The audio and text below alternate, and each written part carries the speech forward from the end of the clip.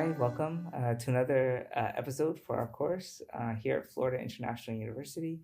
I'm here with Phillip Lwiza, who is a graduate student in politics, international relations, as well as religious studies, and he's one of our most talented students. We're really honored to have him and to talk a little bit about his academic background, his interest in interfaith work, and some of his research, so that you guys know kind of the excellent caliber of students and research that's happening here at the university in interfaith dialogue and interfaith relations. So, with that, I'll turn it over to Philip. Okay. Thank you, Professor, for having me. Your words are too kind. Again, yes, my name is Phillip Lwiza. I am in the religious studies program on the master's side with a combined international relations PhD. As the professor mentioned, I'm here for the long haul, and my interest in interfaith is what has kind of brought us together. Also, our path, kind of in terms of our backgrounds, are rather similar. I'm Tanzanian by birth. I came to the United States when I was 7 years old, but I spent the early childhood time of my life, about 4 to 5 years, between Tanzania and the United Kingdom in Wales, where my dad was pursuing a PhD at the University of Bangor. So during that time, I grew in terms of my interests in terms of the international stage, being that my earliest memory is being on a plane, being actually in an airport in Egypt. I forgot which one, but that's kind of like my earliest memory. And also just walking around, toddling around the University of Dar es Salaam, and as well as in Wales. So international relations has always been a key interest of mine, as well as religious studies, interfaith especially. My dad I was babysat by most of my dad's students. That's what I think that's how my dad kind of paid, got his kind of payment. So from an early age, my first babysitters were from Sri Lanka. So I remember having an early being brought into like Buddhist, thoughts, Buddhist ideas. I was introduced to actually Buddhist monks at around the age of 8, even though at the time I was growing up as Catholic. So being interfaith has always been a comfortable sphere that I've sat in. And so taking that, I think this has been kind of almost like a homecoming to actually be able to study it. And to actually make it a part of my career, where specifically it applies in my own research. Working with Professor Akhtar, we have been exploring youth agency in terms of conflict, and as it pertains to various challenging areas. Specifically, we're looking at Nigeria, the Nigerian youth, and then the north and southern divide when it comes to the Islamic Christian conflict, but then the multiple layers as it relates to ethnicity and how that kind of lends some complexity to what usually is looked at as a purely Christian Muslim conflict. As well as my interest goes into South Asia as well, specifically India, and the challenges of the smaller minority Christian population as they continue to integrate themselves and to grow within the subcontinent. That's amazing. I mean, I think so.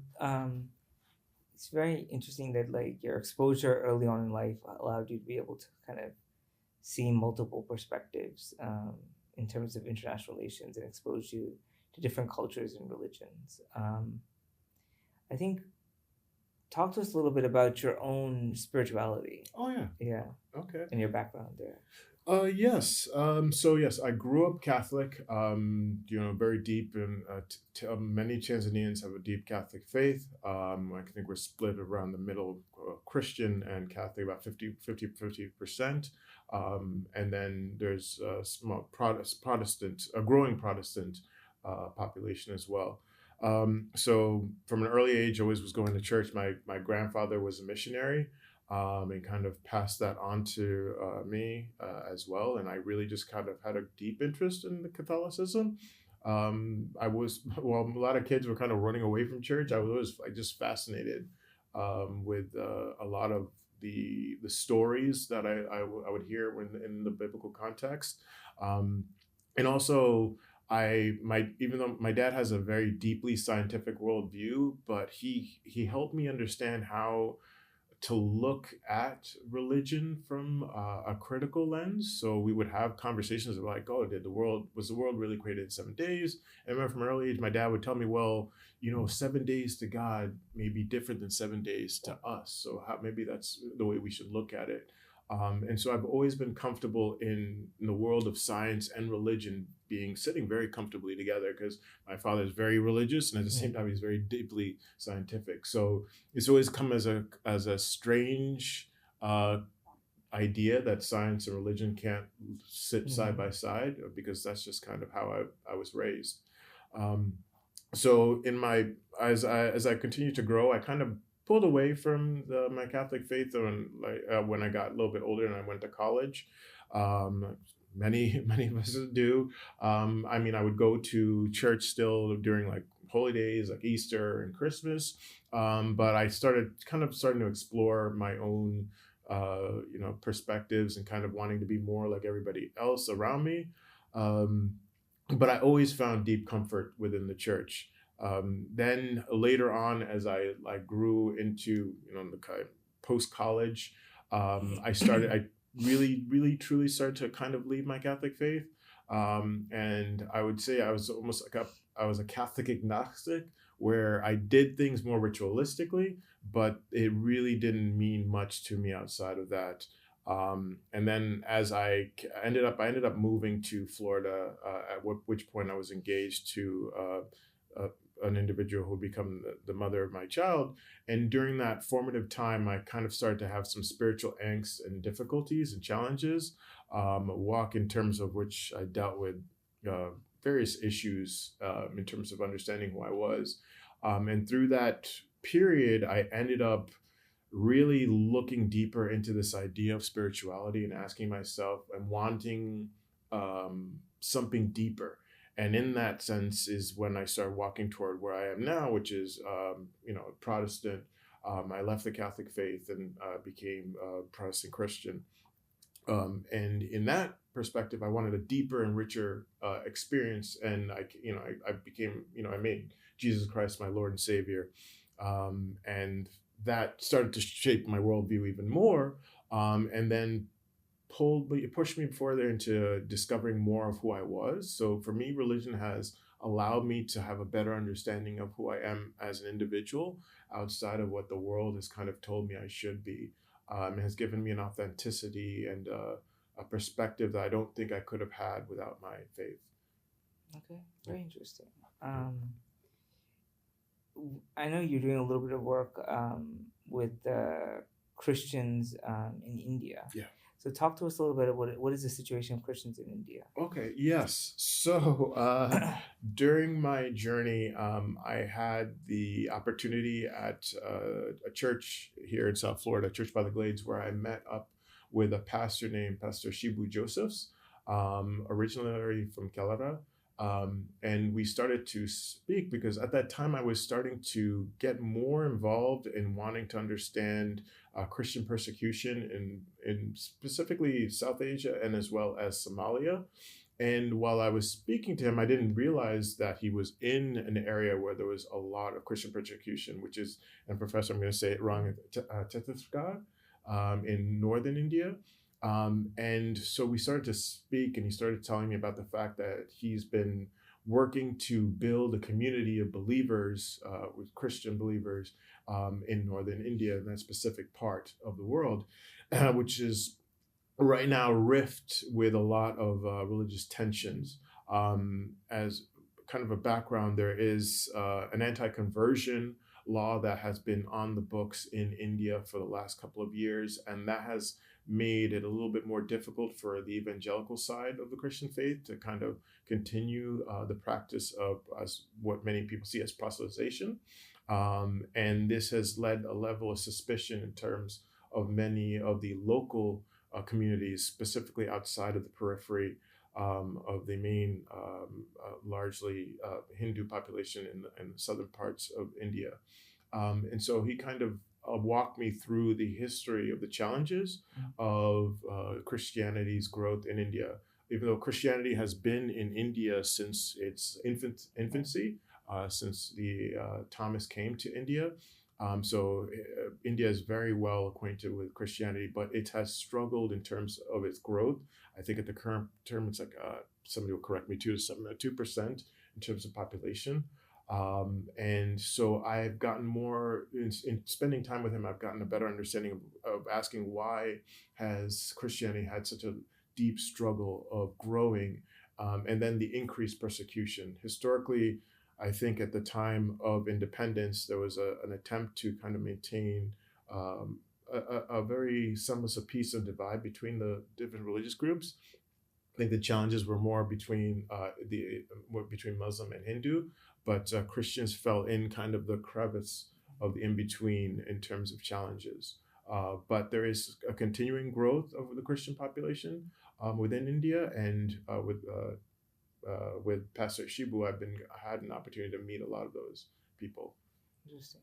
And I know you're doing work on the situation in Nigeria. Yes. So talk to us a little bit about the relationship between Christians and Muslims, and kind of your general perspective on the challenges of sort of interfaith dialogue between Christians and Muslims. Yeah. So this is a very sensitive particular topic, and my interest in India also kind of shed light in the fact that there's other areas where there is this complexity when it comes to the relationships between the multiple faith.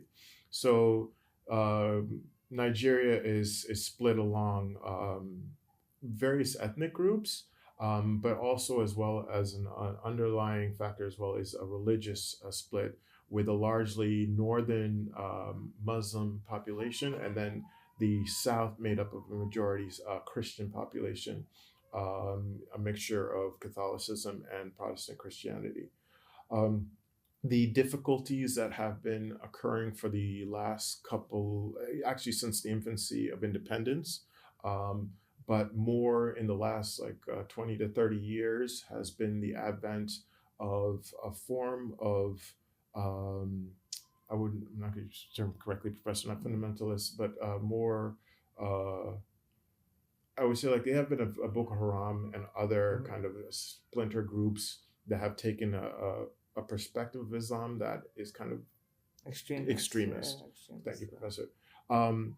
And in that sense, this group of people which have kind of taken advantage or exploited the challenging socioeconomic issues that are going on in northern Nigeria have used this as an opportunity to kind of co-opt and really kind of recruit a lot of young people into their groups and use this as a way to attack various groups, both Christians and Muslims. I want to make that very clear. It's been both Christians and Muslims that have been under attack, various communities. I know in the last, I think 3 years have been Fulani herdsmen who have gone and encroached down into the southern part, southeast part of Nigeria and attacked a lot of Christian groups. So there has been in the last couple of weeks specifically a highlighting of the persecution of Christians that has been happening. And I think the number has been put up at like 100,000 in terms of deaths that have people who have been killed. Again, I always want to emphasize that yes, there is a persecution of Christians, but as Professor Akhtar and I have been going in terms of our talks, there is a layer of ethnic division that kind of underlies that. So it's not clearly just a pure Christian, a Muslim attack, but religion is used as a tool, as an excuse to act upon egregious differences and divisions that have been there for a while. Yeah. And the political, economic, social grievances Correct. and historical sort of challenges, between these communities. So Correct. and it goes back to the colonial period and even Yes. before then as well. No, it's a big challenge. What about living here in Miami? How has your experience been in terms of engaging people of different faiths? Yeah. So Miami is interesting. In the internal Christian discourse, we from the evangelical circles that I am in, Miami is looked as, there's a lot of churches in Miami, There is a large Christian people who call themselves Christians. What we do see it as is a rather underchurched area, which meaning the particular people do label themselves Christians, but a large percentage don't actually go to church. And this is a difficult or a reality, as I'll put it out there, in a lot of the United States. But it's a microcosm of that within the Miami area. The other interesting aspect of it is the fact that there's a growing desire to touch or to reach out in terms of connecting with indigenous or different religions that are outside of the historical context of which the Abrahamic religions, especially within the Afro-Caribbean diaspora as well. And so that's something that's been a growing, especially amongst the young people. There's been a desire, various religions that are kind of outside of the usual context, which has also influenced a lot of the Catholic and Christian perspectives as well. So that has lent itself to a very different kind of viewpoint than what I kind of was seeing in New York. Now in New York, it was very, very different, which was a greater kind of divide in terms of the non-religious and the people who were calling themselves either Catholic Christian, or just label in this context just Christian. Florida, South Florida specifically, I think has more people who are more comfortable with calling themselves Christians than I saw in New York. The opportunities that I've seen here are the fact that because there's a greater comfort in having that dialogue outside of more, I would say, academia, there's an opportunity to kind of reshape the perspectives of what people see as traditional Christianity as more of a kind of encroachment into your life without any kind of real positive product. And so that's a lot of the work that I've been doing, working with many people in leadership, working with, I work in prison ministry. I work actively in other social areas just to kind of change the perspective that there's this idea that Christianity lends nothing to itself besides trying to damn you to, some kind of hell.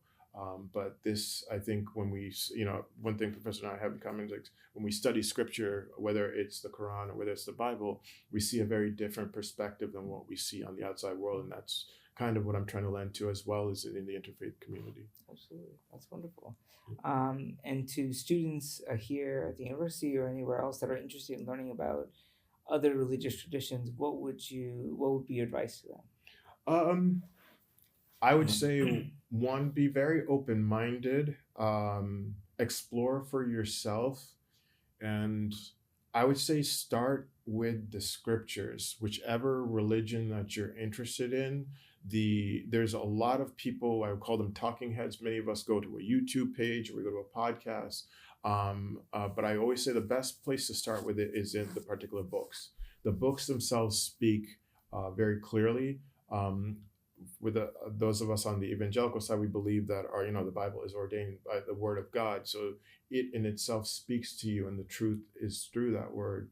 And I think in the same very essence, in terms of Islam, when you read those particular books, they carry a rich history and they carry a rich narrative that's able to engage with the individual. And if you're open to it, the second part of that is, I say reach out to either your local pastor, priest, or imam, and sit down and ask, be open to asking questions. Again, trying to stray away from the talking heads that are out there who are trying to sway opinion, whether it's pro or con.